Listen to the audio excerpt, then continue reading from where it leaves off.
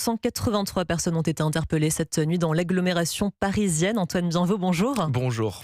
Malgré un dispositif de sécurité hors norme dans la capitale, on peut dire qu'aucun quartier n'a été épargné par les violences, les heurts et les dégradations. Oui, des alentours du Parc des Princes jusqu'aux Champs-Élysées, en passant par le Trocadéro, la victoire du PSG a, comme l'an passé, plongé Paris dans une nuit de chaos.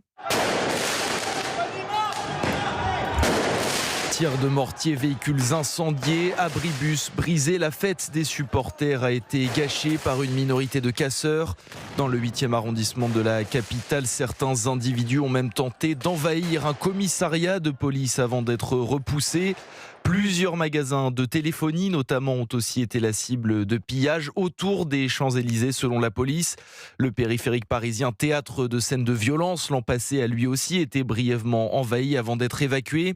Les forces de l'ordre ont enfin dû intervenir au Parc des Princes où une centaine d'individus a tenté de forcer les portes du stade.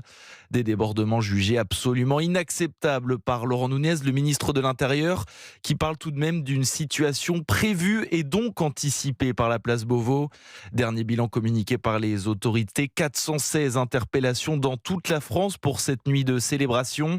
Un chiffre néanmoins pour l'instant inférieur à celui de l'an passé où 642 personnes avaient été arrêtées après la première victoire du club parisien. Merci Antoine Bienvaux. Et malgré ces débordements, les célébrations de cet après-midi sur le Champ de Mars sont maintenues.